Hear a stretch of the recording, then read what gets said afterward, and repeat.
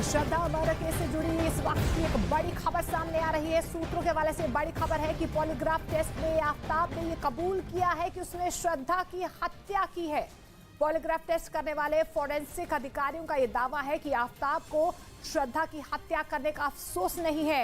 इसके साथ ही ये भी दावा किया गया है कि आफताब ने श्रद्धा की हत्या उसी फ्लैट में की थी जहां पर वो रहते थे।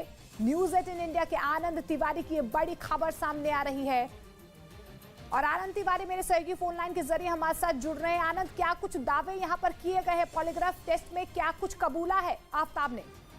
जी देखिए मोनिका, करीबन 10 से 12 ऐसे सवाल थे जिनके जवाब बिल्कुल सही जो है वो आफताब ने दिए और ये जांच एजेंसी के लिए काफी महत्वपूर्ण है। जैसे मसलन कि हत्या तुमने किस घर में की थी, उसमें आफताब ने कबूल किया कि उसने छतरपुर के उसी फ्लैट में जहां पर वो श्रद्धा के साथ रहता वहां पर उसकी हत्या की। इसके अलावा उसने ये भी कबूल किया है कि इस स्मार्टफोन के युग में भी ये फोटो स्टूडियो बना के साल में 30 लाख कमा रहे हैं। आपको भी ये कमाना है, उनसे सीखना है तो फ्रीडम ऐप को अभी डाउनलोड कीजिए। उसे श्रद्धा की हत्या का कोई अफसोस नहीं है।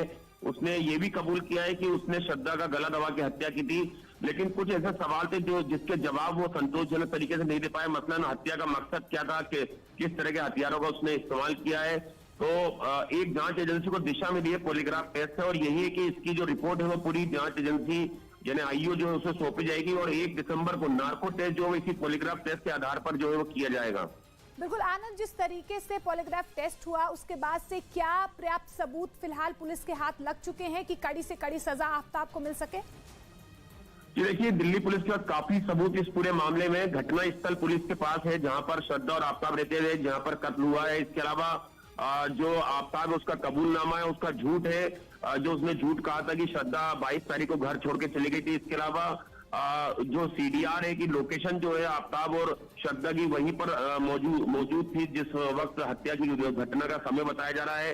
इसके अलावा एक से ज्यादा हथियार जो है वो पुलिस ने बरामद कर लिए आ रही है और दूसरे हथियार जिससे श्रद्धा का कत्ल किया गया यानी कि उसके शव के टुकड़े किए गए।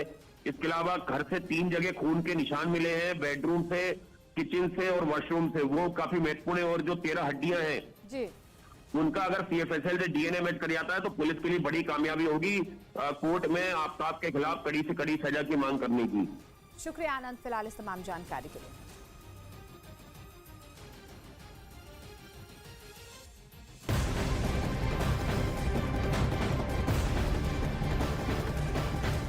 और इस वक्त बड़ी खबर आ रही है, आफताब का 1 दिसंबर को नार्को टेस्ट होगा। आफताब का पॉलीग्राफ टेस्ट पूरा हो चुका है और कल आफताब का नार्को टेस्ट करवाया जाएगा।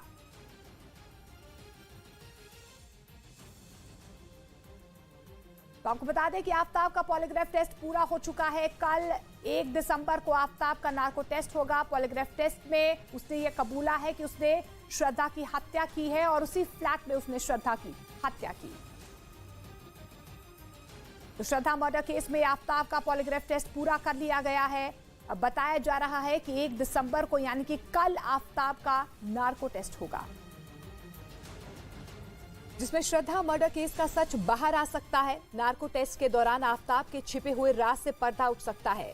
इन राज से पुलिस को कई और अहम सबूत मिल सकते हैं, यानी बचे हुए श्रद्धा के बॉडी पार्ट्स और उसके मोबाइल फोन से लेकर कई अहम सबूतों का पता नार्को टेस्ट से लग सकता है। नार्को टेस्ट के बाद की गई चीजें अगर बरामद होती हैं तो कोर्ट के सामने ये आफताब के खिलाफ सबसे बड़े सबूत बन सकते हैं। शनिवार की शाम आफताब को तिहाड़ जेल में शिफ्ट किया गया था, जिसकी अगली सुबह उसका पॉलीग्राफ टेस्ट किया गया। 2 दिन पॉलीग्राफ टेस्ट के बाद अब नार्को टेस्ट किया जाएगा।